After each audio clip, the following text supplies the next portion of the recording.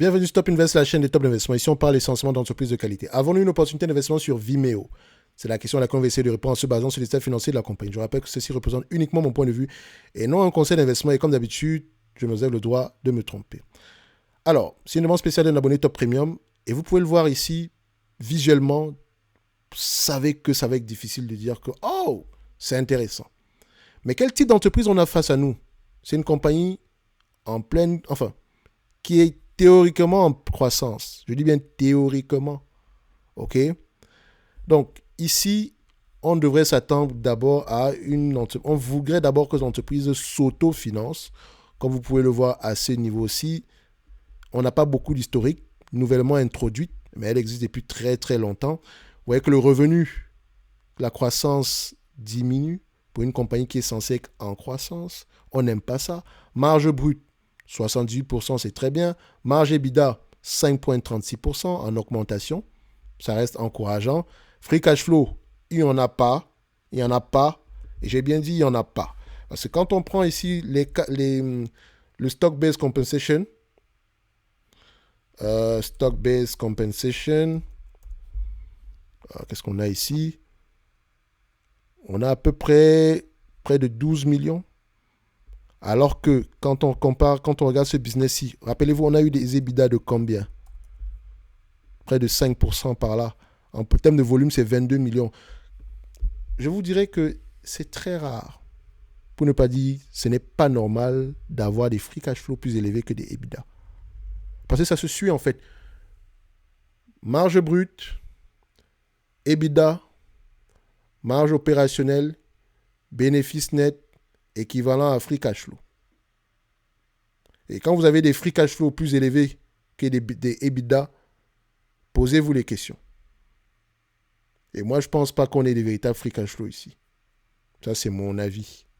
Vous pouvez également aller vérifier dans les rapports financiers. Vous allez voir qu'il y a quelque chose qui ne fonctionne pas à l'intérieur. Donc, Vimeo, déjà, c'est le type d'entreprise qui ne devrait pas vous intéresser pour le moment. Je ne sais pas, peut-être qu'elle deviendra une entreprise extraordinaire demain. Mais pour le moment, il n'y a rien du tout ici à regarder, circuler. Passons à autre chose. Parce que pour évaluer cette compagnie, tu vas l'évaluer à combien? Qu'est-ce que tu vas prendre? Quel segment d'activité tu vas prendre? On te dit qu'on est dans Interactive Media and Services. OK. Allons un peu regarder dans Interactive Media and Services ce qu'on nous propose généralement ici. Alors, prenons ça.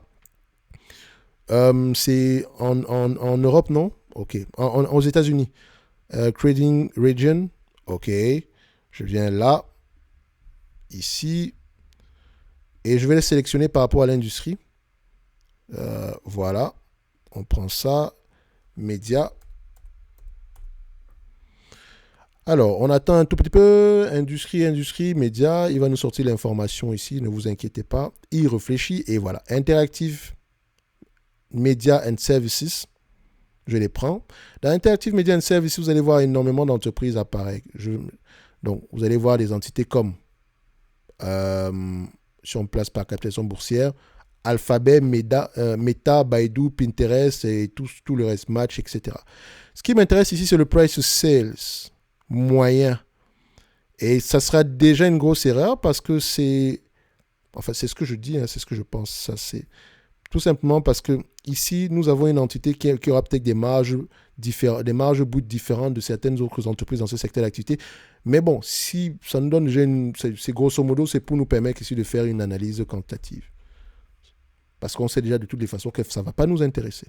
Mais il faut bien qu'on accorde une valeur, qu'on applique une valeur, qu'on la valorise, on va le dire comme ça. Donc, je cherche ici le price to sales. Price to sale. Où est-ce qu'on a cette information-là? Price to sales, price. On l'a quelque part ici. Voilà, ici. Je prends les 12 prochains mois. Prenons un tout petit peu de croissance. Pourquoi pas? Je l'ajoute ici. Price to sale apparaît là. OK. Ce qui m'intéresse, c'est cette partie, price to sale, et la médiane, 6,3. Non, attendez. La médiane ici, 2 fois les revenus en moyenne pour toutes les entreprises dans ce secteur d'activité en date d'aujourd'hui. Ce n'est pas en moyenne, c'est la moyenne en date d'aujourd'hui. Ce n'est pas la moyenne sur 10 ans. Je veux une moyenne sur 10 ans de préférence. Mais la moyenne en date d'aujourd'hui, c'est ça. Donc, si une entreprise, si on veut acheter votre entité qui est dans ce secteur d'activité, on ne va pas vous payer moins de 2 fois les revenus. Enfin, très rarement, dans tous les cas de figure. Ça va dépendre des marges, perspectives d'avenir, etc. Donc, revenons donc ici. Prenons un tout petit peu la croissance. Extrapolons. On va se dire ici qu'on s'attend à peu près à 2,63 $ par action d'ici 2026, fois 2 fois les revenus. Ça donne à peu près 5,26 $. Moins la dette nette. Est-ce qu'on a de la dette nette en date d'aujourd'hui? J'espère que non, parce qu'on ne peut pas la rembourser. On a plutôt du cash net. Ça tombe bien, on peut encore l'additionner ici. Mais ça, je sais que le cash net va avoir tendance à brûler ce cash net là. Donc aujourd'hui, je ne paierai pas plus de 5,26 $ pour cette compagnie. On se dira ici que c'est sous-évalué. Mais en fait, il faut vous garder une marge de sécurité. Pourquoi ne pas essayer de l'acheter, c'est pas moi, à 2,63 $ par là? Ou bien un prix bien moins élevé que ça. Après, vous faites ce que vous voulez. Mais quand vous regardez cette compagnie, vous voulez qu'on aille où avec pour le moment? Vimeo, etc. Peut-être que le produit est bon, mais pour le moment, ça ne produit rien du tout d'intéressant pour nous. Si on prend du Meta, on regarde Meta, ligne droite.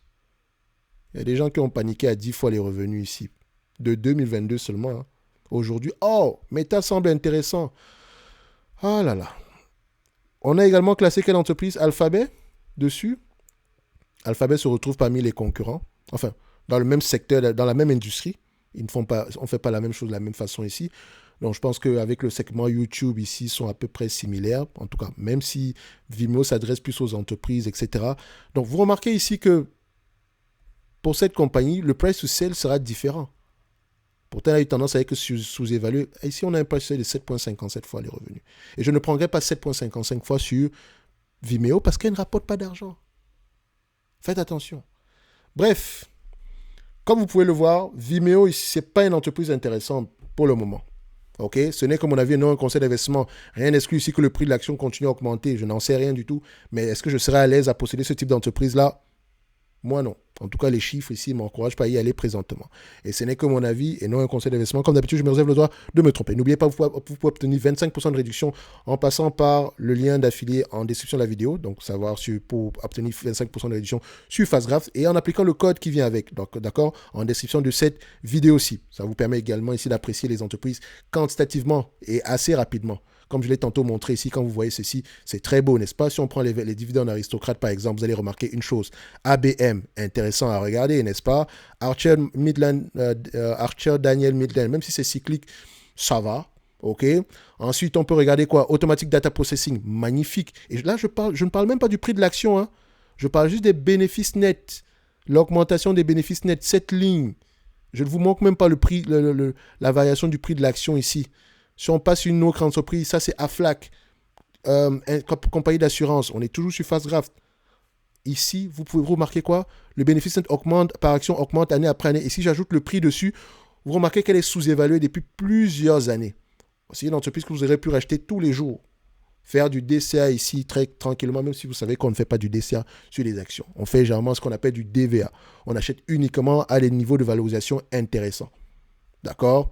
Prix en dessous de la valeur. Parce que nous, on fait la différence entre la valeur et le prix. OK? Pas de droite de régression. Parce qu'en fait, on m'a posé la question de savoir la droite de régression. En fait, la droite de régression s'occupe du prix et non de la valeur. On achète la valeur, on n'achète pas le prix. D'accord? On achète une entreprise ici qui se négocie. On achète une entreprise qui se négocie à un prix en dessous de sa valeur. Donc, pour nous, c'est la valeur qui nous intéresse. Et non le prix. Les droits de régression, c'est par rapport à la valeur, c'est par rapport au prix. Donc, le prix, on sous-entend que le prix qu'on a eu précédemment, ici, l'entreprise a eu tendance à se négocier dans un range ici, dont d'habitude, ici, il y a de grandes chances que si on extrapole un tout petit peu, si on reste à peu près sur le même range, voilà ce qu'on pourrait obtenir. Non. Au mieux, prenez des niveaux de PER différents avec des niveaux de PER différents par rapport aux bénéfices nets, ok, et essayez d'extrapoler un tout petit peu également dans le futur. C'est pour ça que je préfère ceci.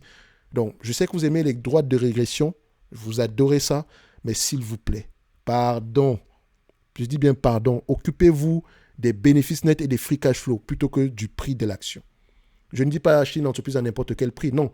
Réfléchissez en termes de rendement, servez-vous du prix. Vous êtes là pour vous servir du prix ici. Donc la droite de régression ne vous apporte rien du tout, malheureusement. Ça pourrait fonctionner si et seulement si une entreprise a tendance à maintenir le même niveau de bénéfices nets au minimum.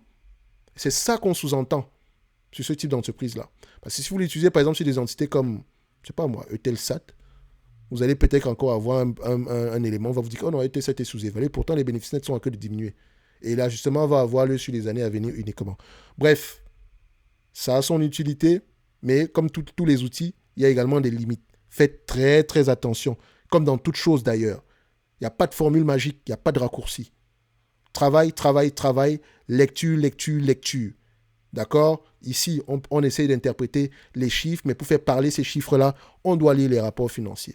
OK? Donc, ici, avec cet outil, si vous pouvez le voir visuellement, si l'entreprise peut être intéressante, allez regarder en profondeur. OK? Comme je l'ai montré ici, si on s'occupe juste de la courbe des bénéfices nets par action, vous pouvez voir ici que ça, c'est une entreprise cyclique. Elle a gagné beaucoup d'argent, on en a parlé d'ailleurs dernièrement. Est-ce qu'on s'est raté sur l'analyse en question? Je ne pense pas. Je pense qu'on avait parlé de cette compagnie, on était peut-être à $200. Et je me suis fait insulter pour Albemarle. Quelqu'un m'a donné le rang. Oh, le lithium, c'est l'avenir, machin truc, on achète. En tout cas, ce n'est que mon avis, hein, et non un conseil d'investissement. Après, vous faites ce que vous voulez. Et je me réserve toujours le droit de me tromper. Merci.